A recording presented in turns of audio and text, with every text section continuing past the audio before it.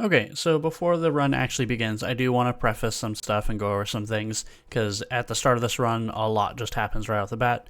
So the main thing is the category is called any % items, and this is because we have access to a menu in-game that allows us to use items at our own command. Normally the way this game works is in levels there are certain item drops that are restricted only to that level. In the items category, we have access to the item menu where we can select what items we want to use, and this is unlocked by buying the items, and the items are shared across all saves on your system, so I have a setup file that I use to buy all the items that are then accessible to the other save that I use to run. The other thing is, normally the game requires you to beat 12 levels out of the 15, and though in this update they changed it to be 9 to 10, I enable a thing called short mode at the beginning, which then drops that down to only 5 levels needed to be done per level. And then finally, we're playing the game specifically with the character Miss Noir, who was recently added in an update that is now only exclusive to the Switch version, but is coming to PC at some point. But with all that said, let's just actually jump in the run, and I'll explain things as we go. So it begins with us selecting Miss Noir, and the timer starts when we select her as the character we want to play as. Now once we load in, we're immediately going to hold up and to the left, and we're going to go into this corner. And from here, I'm opening the cosmetic menu while holding left.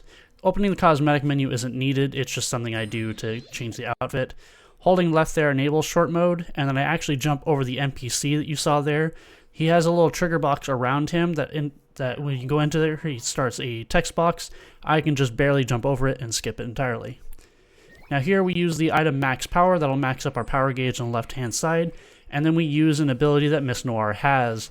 One of her big things is she has a couple of different abilities they have at her disposal by pressing a couple buttons. The main one we're doing is called Rolling Bomb, and the way you do this is press the X button and press the ZL button at the same time, and she'll do a rolling ball that fills in the tiles in front of us. The main goal of VIVIDLOPE is that you want to fill in the levels with a specific amount of tiles changing their color to fit a percentage meter at the top left of the screen. With this rolling bomb, we can actually paint straight lines in a very quick succession without really having to do a whole lot. And all this does is cost some of her power meter, which is why we use the max power quite a bit, as this is the fastest way to fill in tiles in a straight line, and in general, just an overall fast movement. One of the things I'm actually utilizing here is normally with her ability, you have to hold the ZL button and hold the X button at the same time to do this in succession. The downside is the ZL button in this game is considered the walk button, so holding the ZL button will require me to just slowly move in a straight line and not really go very fast. It was discovered that if you actually press and hold the X button instead of holding the ZL button, then you can use the ZL button as a means to start it and just spam the ZL button to keep it going rather than holding both of them. You only hold X and just press ZL to use the ability, which means that now we aren't restricted to the slow movement. We can now go at her full speed and just press ZL to paint as we go. So with the first world done, we're now entering the second world, and as we go in through this, we unlock more items in the item menu. The further along the game you are, the more items you get access to in the menu. So here we have access to one extra item that we aren't really going to make whole use of. The thing is, Miss Noir is so powerful with this ability and all of her other abilities that most of the items actually don't really get used outside of max power, and a couple other ones we'll see late game. But here we're just going to fill in more, and we get these little paint rollers that if we knock them, they go in a straight line and fill in the tiles in front of them.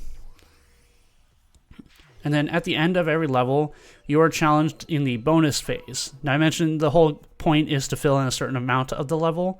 Well, the bonus phase is once you reach that percentage. In this case, this one shows 90. Once we hit that 90%, the game then challenges us to go and fill in the rest of the level to try and see if we can finish it out. Obviously, we don't want to do that because it's slow to finish the levels.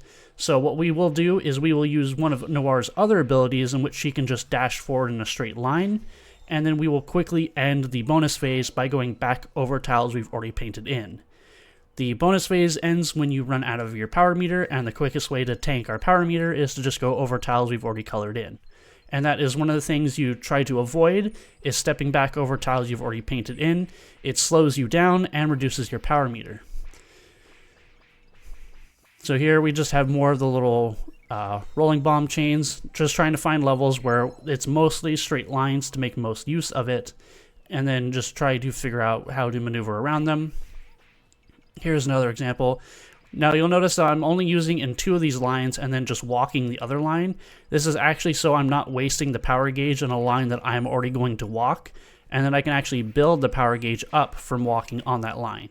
So I end up not wasting that power. I'm just slowly building it by walking on that tile and saving myself some of the power by not using it there. Here is an introduction of the undo tiles. So at the top of the screen, you can actually see what it takes to, like, it shows the purple going into green, and then it shows it goes back into purple. That means if you walk back over tiles in these levels, you actually undo them and revert them back to the color they were before. So these kind of levels are the ones we try to avoid the most, just because we just don't really like them. They aren't very fun. Most of them are very slow, but that one, it's just a giant square. So all we really have to do is just avoid walking over tiles we've already stepped on. Going into World 3 here, we unlock another item, and the next level here is a giant cube. And from here, we get to show off a little thing. It's happened a couple times in here, but I haven't really mentioned it, is when we walk over items like the bonus fruit you'll see in these levels, like you can see this orange. When you walk over them, they give you a boost to your power meter. So here, I try to walk in a line where I pop these bubbles that will paint areas around me and fill in my power meter, as well as trying to collect all the bonus fruit so I can fill my power meter up that way without having to waste an item to max out my power meter. Let me do it again here, where we try to find a good spot in a line where we can just walk, and then I use the fruit to refill my power meter. One of the quirks about this that I mentioned earlier about holding X instead of pressing both it and ZL to do this sort of little straight line is the game actually remembers what direction you were holding before. And so you can actually use that to your advantage. So if I press ZL and X while facing down, and then I let go of ZL and just keep holding X, the next time I press ZL, no matter what direction Miss Noir is facing, she will always shoot that line, the rolling bomb, down. So it'll remember whatever direction you were holding before when you first started this whole rolling bomb, and we can actually make use of that, and it comes up a bit later in the run. We're just sort of maneuvering around and just making use of that same sort of stored directional position to just quickly shoot a line in an area we aren't even facing. Then here, this level it used to have a little trick where we would use these little speed pads with the arrows on them that just shoot you in a direction. This used to be how we would quickly end this level before we had Miss Noir and didn't have the ability to dash on command. These panels we would use to quickly end the bonus phase by walking back over these to then just immediately tank our power meter by, like I mentioned before, just going over tiles you've already filled in. That just tanks your power meter. But now because Miss Noir has the ability to just use a dash on command, we just use that and it ends all the bonus phases instantly for us. This is one of the few instances where I don't use max power, just because the start of this level is just going in a line anyway. We got to collect all these keys so that we can fill out the rest of the level. And I get a little stuck here because so many of these panels are in the way. And then I push these paint rollers, and then I just go through this little cube, and I have to end up leaving it a little bit to get some tiles out here. And then we just end it off by dashing. And then we're finished with World 3.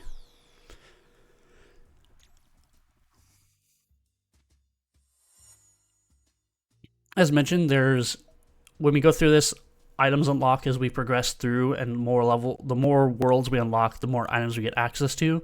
For the most part, the early worlds up until World 6, we don't really get items that are too useful in the speedrun. They are some time savers, but once we get into World 6, that's where an item that used to define the speedrun came into play.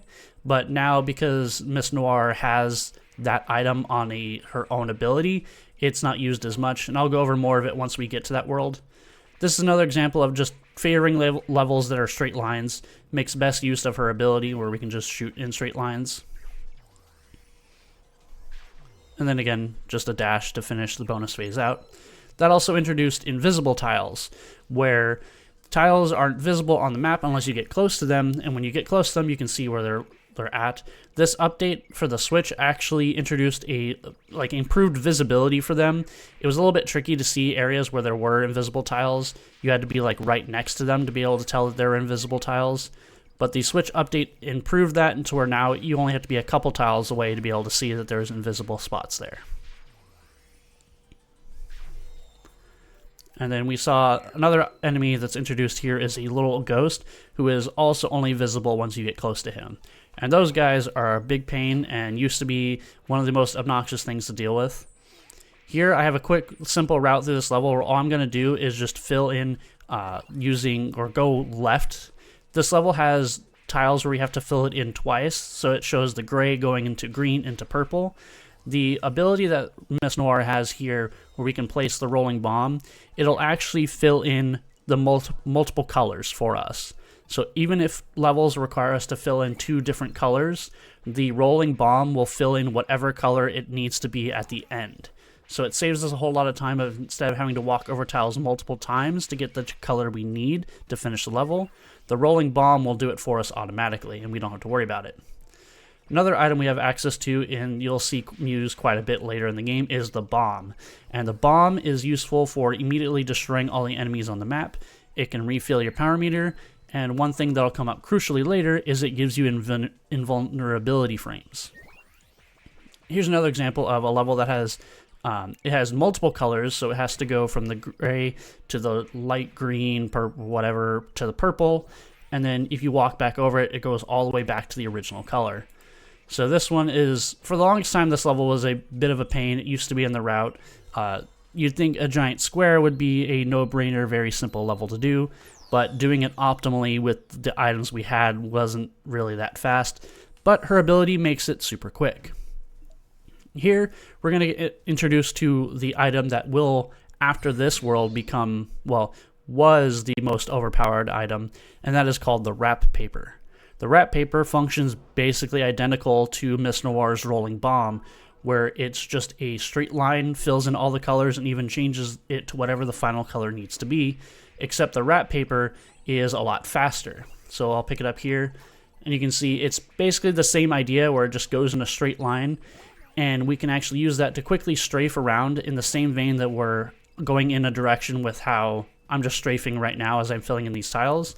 The wrap paper can do the exact same thing, but does it a slight bit faster, but unfortunately it is still inferior to Miss Noir's ability because one of her downsides, and she is the only character who has a real true downside out of the 3, is that she gets less item usages. So the stamp that I'm using here is another case of a weapon where its usefulness is just outweighs even her own abilities.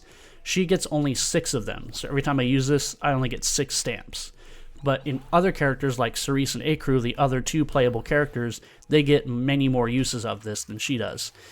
The wrap paper was one of the more useful items because other characters would get 12 uses of it, where Miss Noir only gets 4. So it is more effective to use her ability, the rolling bomb, that does the exact same thing, than it is to rely on the wrap paper, where we'd have to constantly menu more to use it. So it ends up being a whole lot better in most cases where we have it.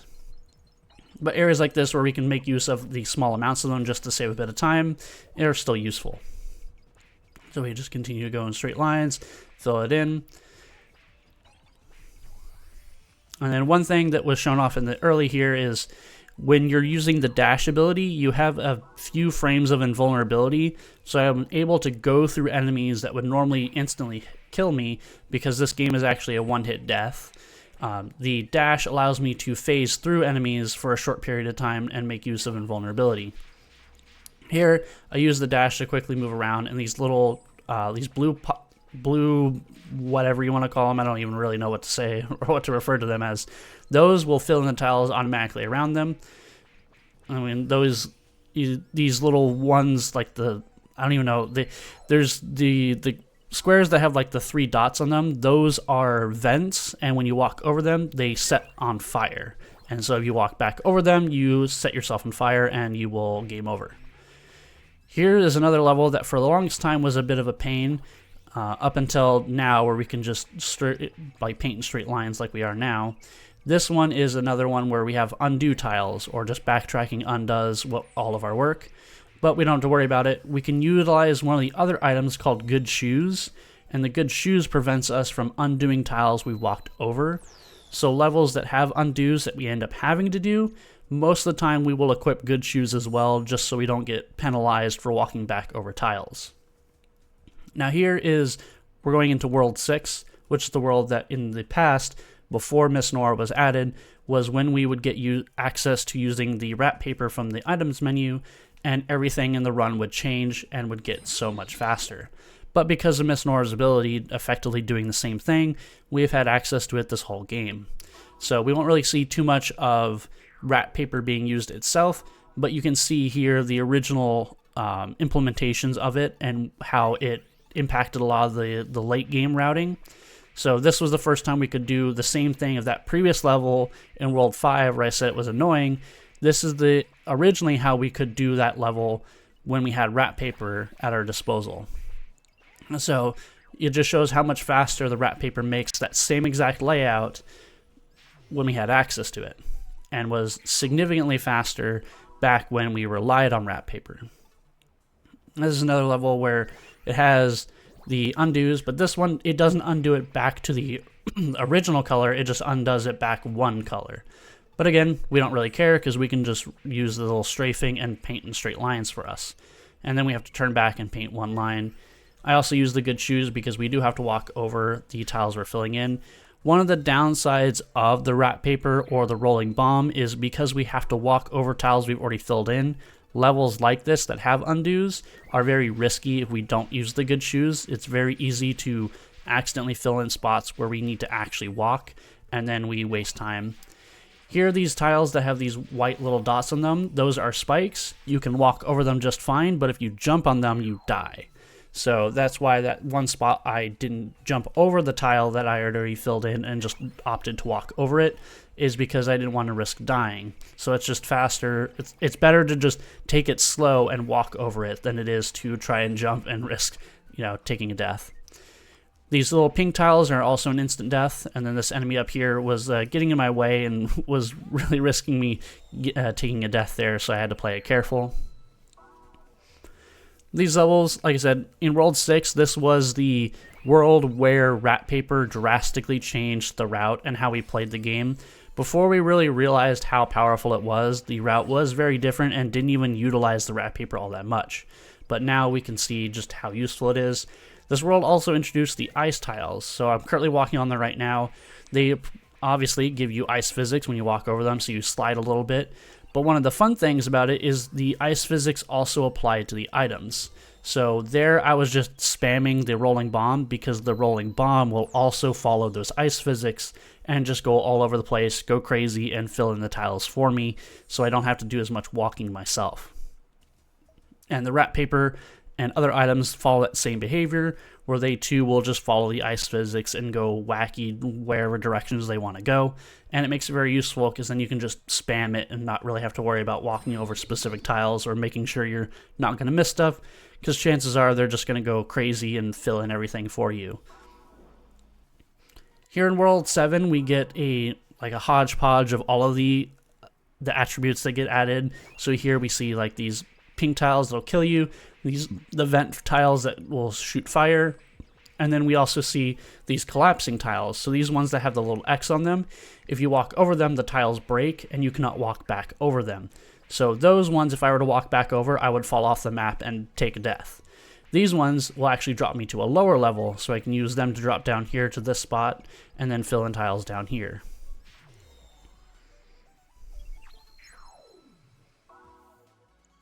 This one is also a very painful level. This is one of the few times you'll actually see wrap paper being utilized, because it's actually very good for the quick times where we need to quickly fill in only 4 lines. So you can see there in the top right, Miss Noir only gets 4 uses of the wrap paper like I mentioned, and this whole starting area is only 4 lines. Unfortunately, I do take a death right there. It's very unfortunate. And then we have this area here where there's this spinning little laser. Taking that or touching that is also, as you would imagine, instant death, and I accidentally walk over the pink tile and take another death. So unfortunately, this level was not clean by any means, but it just means obviously in the future there's free time to be saved here. This one is also a level where we have to walk over tiles multiple times, which again doesn't really mean a whole lot for us because we can just fill them in with our ability. Now here is a level where the intent is to use a forced item. This level gives you the super jump, which allows you to jump various tiles, but instead I'm going to use the invulnerability frames that the bomb item gives you to walk over these instant kill tiles. It gives you a few invulnerability frames just for like a second or two, but it is just enough to walk all over those pink tiles and then not take damage. And so doing this is significantly faster than taking the forced super jump item, which all it does is just make you jump farther, doesn't do anything, and it cannot be overwritten. Once the super jump is picked up, you can't even choose anything from your items menu to override it. You have to use the super jump. And so we opt to use the bomb to use the iframes to get over all the panels instead of taking the super jump, which does nothing for us. And then here, we're just going to continue the trend of just going in a circle. There is a way to effectively do this strafing method where when you lose some of your power meter, you can hear on the left-hand side. Well, I tried to let it play. When you start to lose your power and you reach these sort of checkpoints in your power meter, you'll hear the sound of you dropping power. When you get to those, you'll start to hear, when you get to the point of past the club icon, that is technically the point in which Miss Noir can no longer use her abilities. When it's past that point, you're no longer able to use them. If you listen carefully, so like there, you can hear it say speed down, and then it said attack down. When it says attack down, I can no longer use her abilities, but it is a slight delay in which you can do it. You can still use a couple of them even after it's gone past that icon. So with effective, you can effectively chain maxing out your power and not having a delay and not being able to use it by listening for the sound effect of your power gauge being like going past that checkpoint. And then I use 2 more of the rolling bombs and then refill the power because it can only be done twice more after that checkpoint has been dropped. So I listen for that checkpoint where it does that sound effect, and then I use 2 more rolling bombs and then I refill my power gauge, so there is no downtime. Now World 8 introduces the Paint Burst, which is an item that all it does is just paint in a star around you, and it just covers a lot of ground. This is still an item that gets used so much that by the end of this run, I think I'm only down to 3 of them out of the 99 you can stock. It is very useful and changes it to where we're now looking for levels that are actually more open rather than just pure straight lines. And I still use the max power because now instead of utilizing the rolling bomb, more often than not I will be using the dash ability because the paint burst is just so much more useful than just painting in a straight line, whereas just the utility is just is there and very useful. So there you can see it. That level also had these little enemies where if we walk over them, they undo the tiles around us. These are very much the same, these little light bulbs. If you walk over them, they invert the colors of the tiles around them. So if there's an area hole that is all filled in around them, then when you walk over them, they will turn them off. And then if there's nothing painted in around them and you walk over them, they will fill in the spot around them. Not really a big deal, not really an obstacle. We can just ignore them for the most part. This level is where we will see landmines. These things that Miss Noir is standing next to right now. These are enemies, quote unquote, that appear when you get close to them. Then they also give you this little stall timer that is very obnoxious. It's a means for the game to give you like some breathing room in case you're about to take damage and lose a life. There's this little like wait timer where you're like set into slow motion so you can sort of redirect yourself. It wastes time because it forces the game into slow-mo. And the game does the same thing if you're at low power and about to walk over a tile you've already filled in, which would lose you power and would lose you your life. It does that same sort of slow-mo thing, so we try to avoid it as much as possible by trying to memorize where all these landmines are and never approaching them, because they will always start that slowdown timer or that slow-mo mode thing, whatever you want to call it, that will always kick in. And something we didn't see in that world, because I didn't visit any worlds or levels that did it, are these little fan tiles and that I just walked over. Those just push you in the direction of wherever you're facing. We will see them later, but in that world where they're introduced, we interacted with none of them. And all they do is just push you in the direction of wherever you interacted with them. So from there, we just moved left, and it's just going to immediately push me left with no other input I can do. I cannot change my direction. I'm just forced into whatever direction they push me. So here we have a giant cube, and we're going to make the most use out of Paint Burst, and you can see just how much space it covers. And then here, as we fill in these spots, there's going to be tiles on this map that are going to be erased by these shooting stars. So we try to maneuver around because they are going to impede how much we can move. And it does come up here, I think. Yeah, I end up dashing into a tile that's already been deleted from the shooting stars. So that comes up. That is a thing that used to crash the game quite often during our runs, because the Paint Burst has a lot of particle effects with it. This world has a lot of particle effects, and then the shooting stars have a lot of particle effects. Then in early versions of the game, if we used all of those, like we would basically overflow the amount of particles and the engine would crash because of it. But thankfully, the game's developer is in our Discord server and was very receptive to fixing a lot of the stuff that we were encountering during our runs. And he was actually very quick to fix this one. But it's just still one of those things where getting to this point in a run, and like, I know it's fixed now, but it's always been like a thing that in the back of my mind, I'm like, come on, please don't crash, please don't crash. Even though I know it's very unlikely to happen anymore. Just PTSD from how many runs I lost from the crashing this late into the game. But here it's more of the straight lines, so we're back to using the rolling bomb just because of how useful it is in these straight lines. And then we get to the top of the level where we'll use another Paint Burst just from this flat space to finish the level.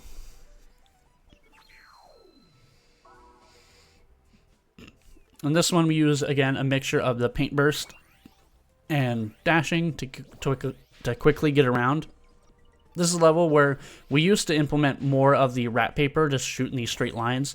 It does technically cover more than the Paint Burst does, but it is quicker to do the Paint Burst. So because I have enough to spend here, I just use the Paint Burst and then dash around. This level also has enemies, those little cubes. Those cannot be destroyed. Those enemies will never die, but you can use the bomb to give yourself invulnerability frames to go around them. And then here's another level where it's just a giant square, so we can use the Paint Burst to very quickly fill in everything. And then it, again, has those shooting stars that, like I mentioned before, used to crash the game. So this is another level where if we did it too fast, we could crash the game from particle effects. And then there, I just decided to walk over to fill in those tiles instead of wasting another Paint Burst. And now, we get into the final world. Going into the final world, we can do another sort of NPC skip that I did at the very beginning of the run, where we can just barely jump over the trigger plane for him. Unfortunately, I do miss it in this, but there is a way to quickly jump over this trigger and not interact with that guy. Thankfully, his text box is only one box, so we don't really have to worry about it. Here is the final world where you're put into a gauntlet of 7 levels you have to complete back to back to back to back to back without game overing. And the goal is to, instead of filling in like 75, 85, whatever, you have to fill in 100% of the level. And then it starts you out with max power, and if you reach 0 power, you die. So the goal is trying to fill in 100% of the level while not losing your power gauge. And then one thing I neglected to mention this whole run that now sort of comes up here is at the start of every level, there is this little transition where it shows you an overview of the level, sort of like how Super Monkey Ball does it, where you see like a flyby of the level. I've been skipping all of those by mashing the retry button, which on my controller is the L or the L3 button. That skips this little intro you're seeing right here. In the final world, we cannot do that because all of these levels are in one chain. So if you were to do that, to press the L3 button to skip the intro, to like force this retry that does skip it, it actually will skip, it'll actually send you back to the first level of the final world. So instead, what we do is the intended way to speed up that transition, where you just hold A. But all of the final world is just a gauntlet of making use of like the mechanics, throwing in different ideas that have happened over the course of the game, and then just trying to fill in everything the best you can. And if you can complete a level, you get a 1-up. So it does sort of make it easier, where if you're able to at least get through a level without being like, if you can take 1 death per level and still be okay. And then this is another one where it's just mostly going in a straight line using paint bursts. This one has transitioned back from being like paint burst to wrap paper to paint burst again. All just depends on the usage and how many we have in the route, and how many you have available to you. Final 4 here is one that has some invisible tiles that are very tricky. There's been quite a few times where I've messed up this level because I forgot to fill in some of these invisible tiles. So instead I use the paint burst here to actually just make sure I don't miss these. And we can move to the stamp to get rid of these tiles, or fill in these tiles here that are the little fire vent things. And then ultimately we end up in the center spot there, where I can fill in using a paint burst, but we risk running into the enemies that are there that I've mentioned cannot be killed. They're the little jumping squares. So the only thing we can really do to ensure our safety is to jump in the middle there with a bomb active, so we get the invulnerability frames. And then we'll see here. So we're just walking around, and then I'll use a bomb to give myself invulnerability frames so I can jump in the middle safely. It is better to play that safe and to use the bomb and take the time to menu that than it is to risk taking the death. Even if you feel like you're jumping in there and it looks promising, like they're not in a way where they're going to impede you, it is still better to just play it safe and use the 1 bomb to make sure that you're not going to take the death. And then here, just a lot of, again, just more straight lines using paint burst to fill in things. Some of the spot I didn't have to use the paint burst nearly as much. Like right here, I decided to walk these panels. And then we fill in the rest of them using these little explosion items, whatever. I don't really know what they're called, but we just use them to fill in the rest of these tiles. And then final 6 here is the one that for the longest time used to trip me up, just because I was so bad at memorizing where the correct path to go, because this is a level that sort of loops back in on itself, so it's very easy to get lost. It's also a level where you'll see an example of me using the stored directional input, where right now all I'm doing is just holding X, and then it doesn't matter what direction Miss Noir is facing, she's always going to throw the rolling bomb in the direction that I was holding when I initiated the first rolling bomb. So here I'm just holding X and then pressing ZL when I get over these tiles, and she's just going to immediately shoot them downward. So I don't have to worry about changing the direction I'm holding. She will just have that stored.